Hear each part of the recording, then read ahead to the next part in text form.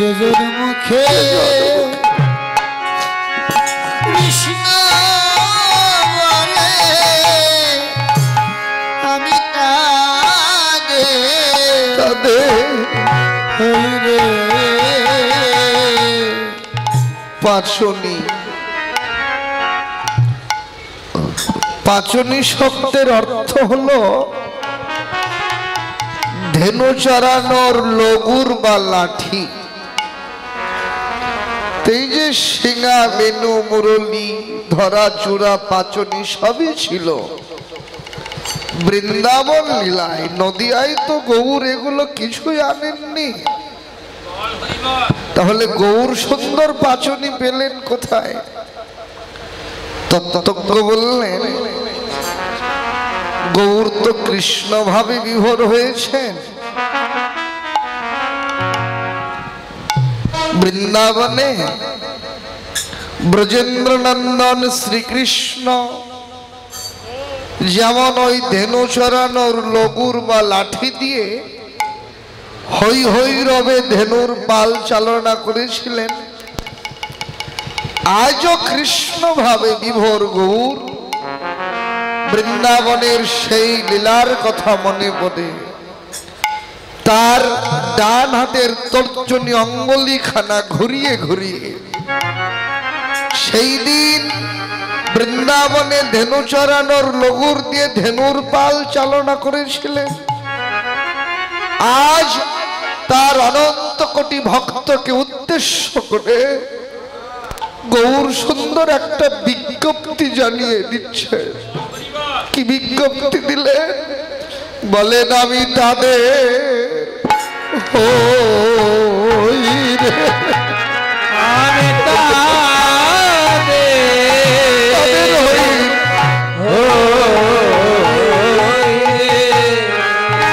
যে জন মুখে কৃষ্ণ বলে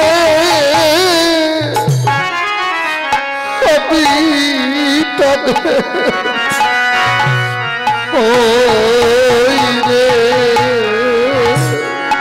ব্রজের মুখে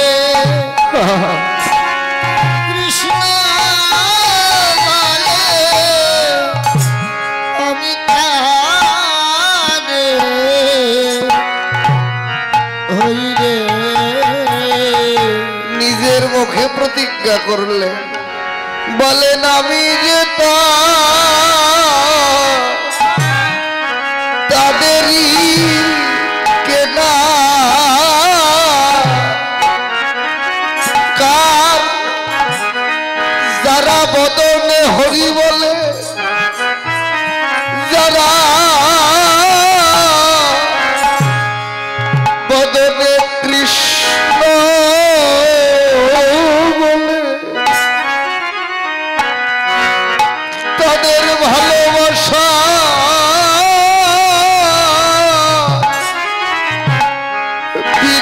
বিনিময়ে তাদের প্রেমে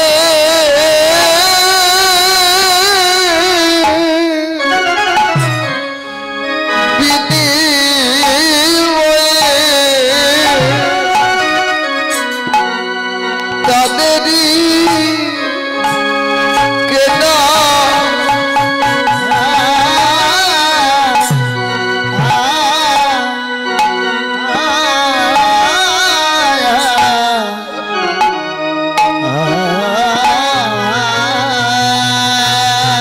ওরে কাহা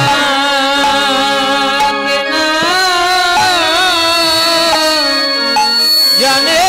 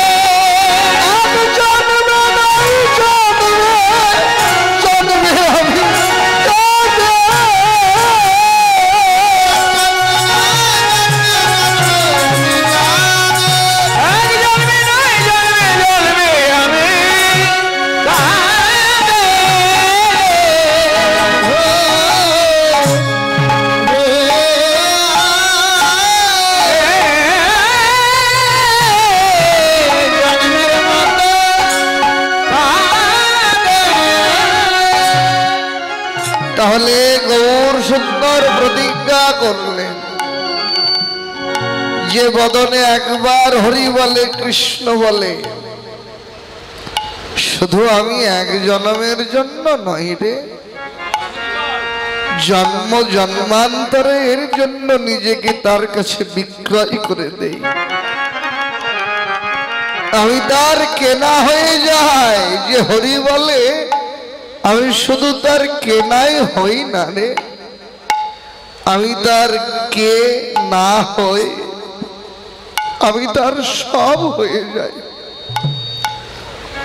তো যারা হরি বলেন গৌর সুন্দর কেবল শুধু তাদেরই হয়, যারা হরি বলেন না গৌর কি তাদের হয় না? তত্ত্বজ্ঞ বললেন হ্যাঁ গো, যারা হরি বলে গৌর তোই আপনা আপনি তাদের হয়ে যায়, আর যারা হরি বলেন না তাদেরও হয়, তবে এমনিতে হয় না। কখন হয়? বৈষ্ণব কবি বললেন গৌর তাদেরও হয় রে,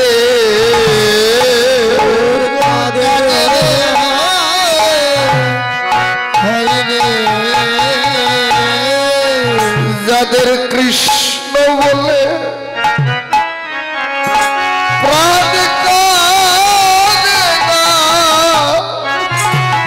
গৌর তাদেরও হয় রে। যাদের কৃষ্ণ বলে প্রাণ কাঁদে না, গৌর তাদের হয় রে। জগতে বহির্মুখ জীব যারা,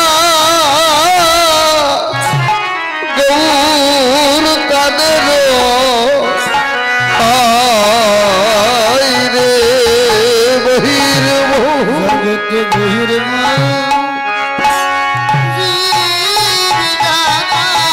এই বহির্মুখ জীবেরও হয়। কখন? তখনই হয়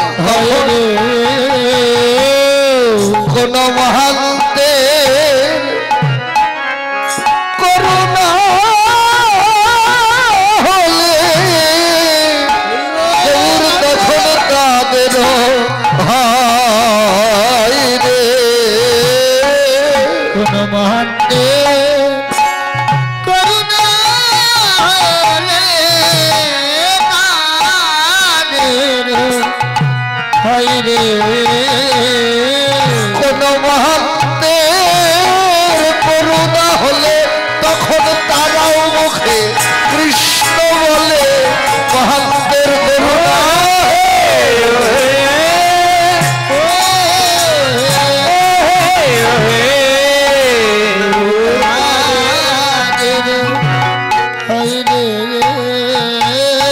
আর হয়েছে কি? ওরে রামায়া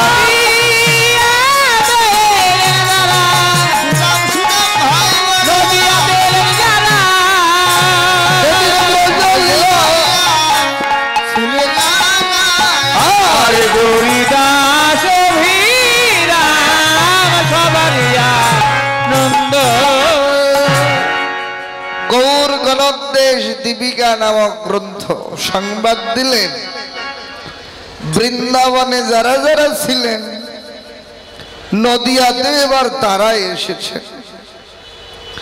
বৃন্দাবনের যিনি ব্রজেন্দ্র নন্দন শ্রীকৃষ্ণ, নদিয়াতে তিনি হলেন এবার শচীনন্দন গৌর সুন্দর। ব্রজে যিনি দাদা বলরাম, নদিয়াতে তিনি হলেন নিত্যানন্দ প্রভু। ব্রজের যিনি সুবল শাখা, নদিয়াতে তিনি গৌরীদাস পণ্ডিত। ব্রজের যিনি শ্রীদাম, নদিয়াতে তিনি হলেন অভিরাম ঠাকুর। ব্রজের যিনি সুদাম, নদিয়াতে সে সুন্দরানন্দ। ওরাই তো সব। তাই গৌর যখন কৃষ্ণ ভাবে বিভোর হয়েছেন, নিত্যানন্দ বলরামের ভাবে, গৌরীদাস পণ্ডিত সুবলের ভাবে, অভিরাম ঠাকুর শ্রীদামের ভাবে, সুন্দরানন্দ সুদামের ভাবে বিভোর হয়েছে। শ্রীধাম বৃন্দাবনে ব্রজেন্দ্র নন্দন শ্রীকৃষ্ণ রাখাল জীবন কানায়া। এমনি পূর্বাহ্ন কালে বৃন্দাবনের সমস্ত শাখা শ্রীদাম সুদাম দাম বসুদাম শুভহু অবহু মহাবল মধুমঙ্গল শাখাদেরকে সঙ্গে নিয়ে যেমন বাহু তুলে আনন্দে নৃত্য করতে করতে হই হই রবে গোষ্ঠের দিকে ধনুর পাল চালনা করেছিলেন। আজও কৃষ্ণ ভাবের গৌর সুন্দর সেদিনের সেই লীলার কথা মনে পড়ে করছেন কি ভক্তগণকে সঙ্গে নিয়ে। আজ বাহু তুলি গোরাচার করে হরি ধনি,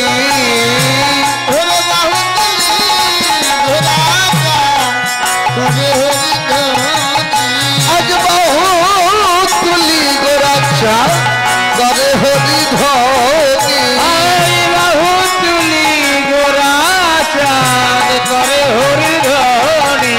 আর আনন্দে বিভোর হল নদিয়ার রমণী।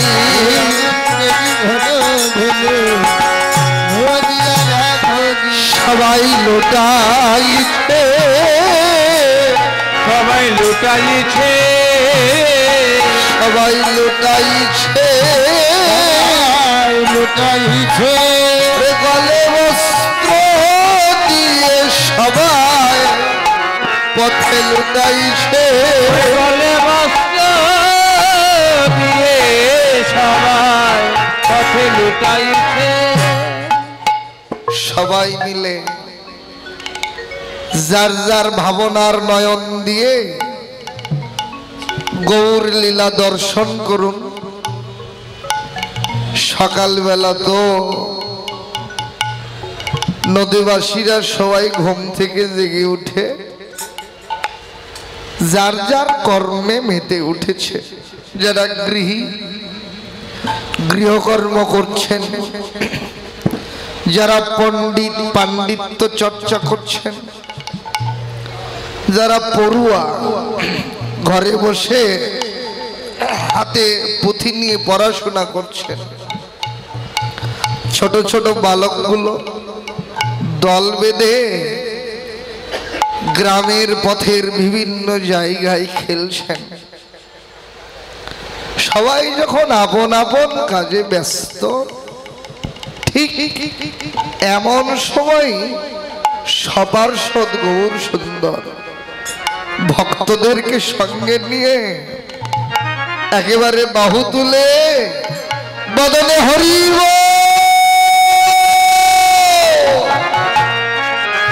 হরিব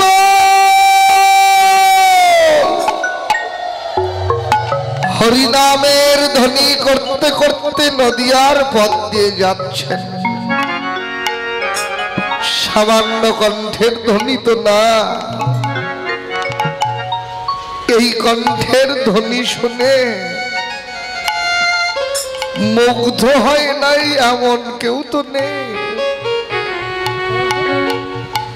এমনকি বনের হিংস্র জন্তু পর্যন্ত গৌর কণ্ঠের হরিনামের ধ্বনি শুনে মন্ত্রমুগ্ধের মতো মুগ্ধ হয়ে গেছে। প্রভু যখন ঝাড়িখণ্ডের বনপথ দিয়ে যাচ্ছিলেন বৃন্দাবনে, হিংস্র জন্তু বাঘ, সিংহ, হরিণ, শাবক হিংস্রতা ভুলে গিয়ে প্রভুর হরিনামের সামনে একেবারে নৃত্য করতে করতে পথ চলেছে। এ কণ্ঠের হরিনামের ধ্বনিতে এমনই সুধা নদেবাসী ভক্তের যার কানে গিয়ে পড়েছে। পড়ুয়া ছেলেটা ঘরে বসে পুঁথি নিয়ে পড়াশোনা করছেন, এমন সময় গৌর কণ্ঠের ওই নামের ধ্বনি বাতাসে ভেসে এসে ছেলেটার কানে পড়েছে।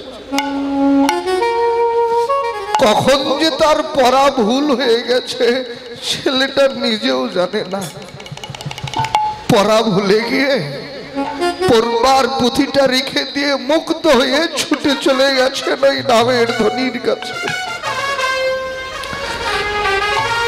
যে পণ্ডিত, পাণ্ডিত্যের অহংকারে যার বুকটা ভরা, যে অহংকারের মাথাটা কারো কাছে নত করে না, গৌর কণ্ঠের হরিনামের ধ্বনি শুনে মনটা যে কখন তার শিশুর মতো সরল হয়ে গেছে সে নিজেও জানেন না। শিশু সরল চিত্তে বিমল অন্তঃকরণে বদলে হরিবোল হরিবোল বলে ছুটে চলে গেছে। যারা গৃহী তারা গৃহকর্ম ফেলে ছুটলেন। শুধু কি ছুটে গেলেন?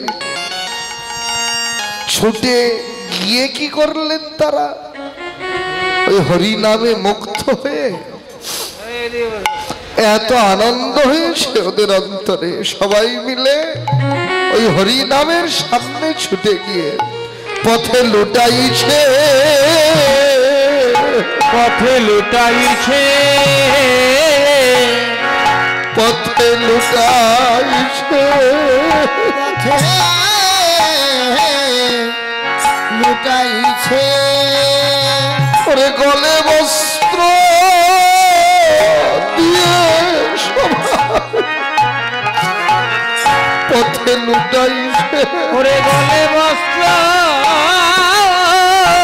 দিয়ে সবাই পথে লুটাইছে। ওরে গলে বস্ত্র দিয়ে সবাই পথে লুটাইছে। ওরে গলে বস্ত্র দিয়ে সবাই পথে লুটাইছে।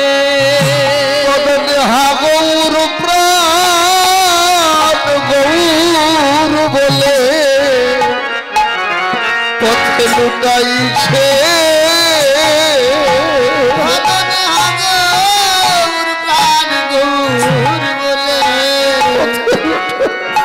পথে লুটাইছে।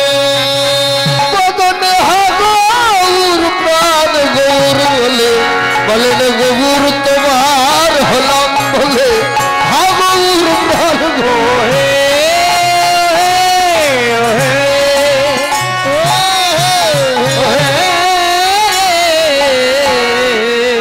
পথে লুটাইছে। অদূরে দাঁড়িয়ে ভজন দ্রষ্টা বৈষ্ণব কবি আজকের এই লীলা ভাবনার নয়নে দেখে নিজেকে যেন আর ধরে রাখতে পারলেন না। নদীবাসী ভক্তের চরণে নিবেদন জানালেন, হে নদীবাসীগণ, তোমাদের নদিয়ায় জন্ম এত ধন্য জন্ম গো। আহা, তোমাদের মতো এত ধন্যাতি ধন্য এই ব্রহ্মাণ্ড আর কেউ নেই গো। হে নদীবাসীগণ, যার বদন দেখবে বলে কত যোগী ঋষি মুনি ধ্যানী যুগ যুগ ধরে কেউ পাহাড়ের চূড়ায়, কেউ গহীন বনে, কেউ বৃক্ষের কোটরে, কেউ আর জলের অতল তলে তাদের জীবন অতিবাহিত করে দিচ্ছে। যার বদন দেখবার জন্য কত রাজা রাজত্ব হারায় পথে ভিখারি।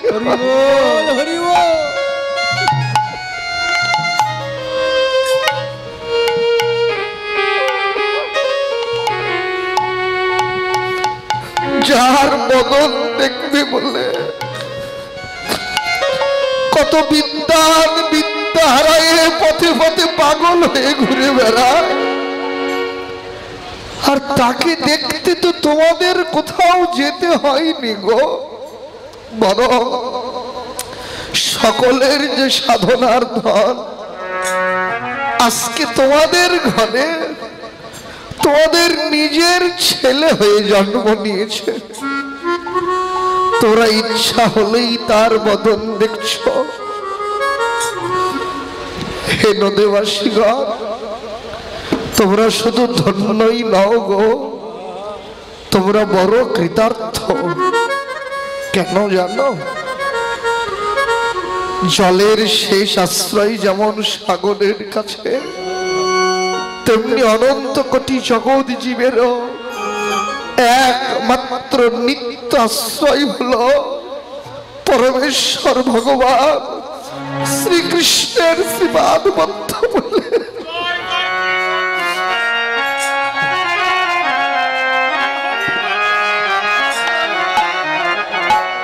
হে নদীবাসীগণ, তোমরা এতটাই কৃতার্থ যে প্রচ্ছন্ন গৌরূপী কৃষ্ণ চরণ তলে ইচ্ছা হলেই তোমাদের নিজেকে লুটিয়ে দিয়ে ধন্য হচ্ছ। আহা, তোমাদের মতো এমন সুখ সৌভাগ্যের উদয় আমার মতো পতি দধমের ভাগ্যে কি কোনো কালে হবে? বড় দৈন ভরে বললেন, ওই চরণ তলে কবে বা লুটাবো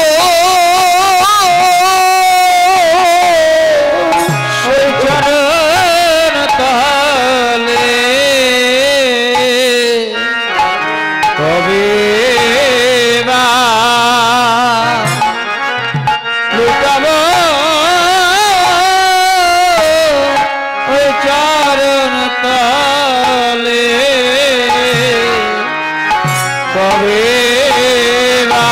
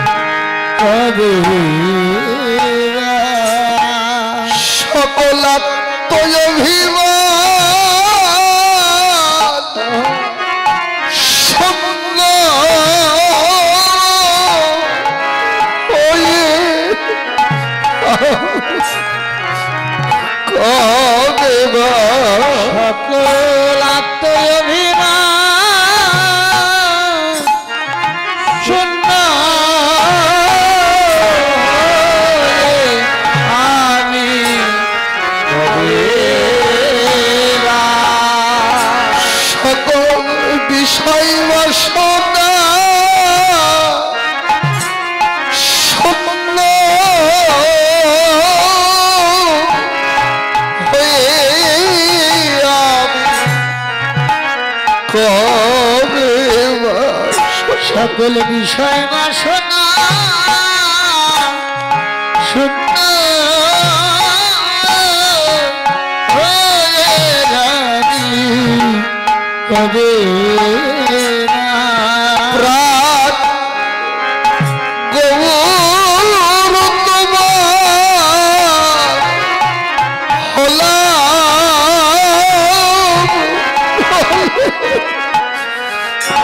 কবে প্রাণ গৌর তোমার হলাম বলে আমি কবে বা তোমায় তুমি আমার হওবা না হও আমি কবে তুমি আমি কবে তুমি আমার হওয়া না হও আমি কবে বা তাই বাসুদেব ঘোষে কহে মনের হরষে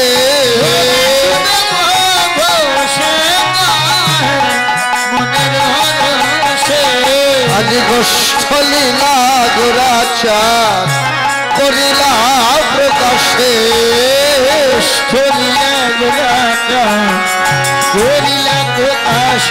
নইলে প্রকাশ হতো না বৃন্দাবনের মধুর লীলা প্রকাশ হতো না প্রকাশ হতো না বৃন্দাবনের মধুর লীলা যদি গৌর না হইত বৃন্দাবনের মধুর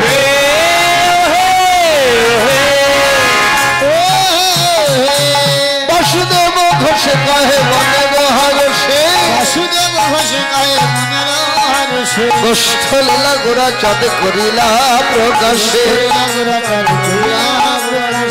গোষ্ঠ লীলা গোরা চাঁদ করিলা প্রকাশে বঞ্ঝা গলবদরি ভস এই যে কীর্তন মিডিয়া দাদা খুব ভালো দাদা আছে সবাই চলে গেলে এটা যাবি না, এটা থাকবি খুব ভালো। এনার চ্যানেলে ভালো ভালো কীর্তন আছে, কীর্তন মিডিয়া 10 লিখবেন, অনেক কীর্তন আসবে, আপনারা শুনবেন।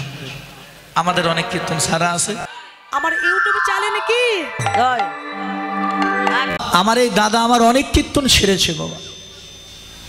আমার এই কীর্তন মিডিয়া 10 লিখলে বহু কীর্তন, আমার কীর্তন, অন্যান্য কীর্তনের কীর্তন, বাউল গান, কবি গান, শব্দ গান, লীলা কীর্তন, নাম কীর্তন, অনেক কিছু পাবেন। আপনারা এই চ্যানেলটা সাবস্ক্রাইব করবেন, এটা আমার অনুরোধ। কীর্তন মিডিয়া 10 সকল সনাতন ধর্মে যত বড় বড় কীর্তনীয় আছে কীর্তন হয়েছে, নাম কীর্তন, লীলা কীর্তন, এই যে কীর্তন মিডিয়া এই চ্যানেলটি সকল কীর্তনীয়দের কীর্তন এই ইউটিউব চ্যানেলে পাবেন আপনারা। সনাতন ধর্মীয় অনুষ্ঠান ইউটিউব চ্যানেল কীর্তন মিডিয়া, আপনারা সাবস্ক্রাইব, নতুন নতুন কীর্তন আপনারা সাবস্ক্রাইব করবেন। এবং অষ্টকালীন নীলা কীর্তন, গীতা পাঠ, মহানাম যজ্ঞ অনুষ্ঠান, এক নাম নীলা কীর্তন, আপনারা সকলেই ওই চ্যানেলে সাবস্ক্রাইব করবেন। গীতা পাঠ, ভাগবত পাঠ, সকল কিছু এই চ্যানেলে দেখতে পাবেন। এবং সকলেই দেখবেন এবং বেশি বেশি করে শেয়ার করবেন, যেন সকলের মাঝে দাদা আরো ভালো ভালো কীর্তন আপনাদেরকে উপহার দিতে পারে। কীর্তন মিডিয়া সকল ভক্তগণই এই চ্যানেলটি দেখবেন। হ্যাঁ, তো গৌর হরি বল। হরি বল হরি বল।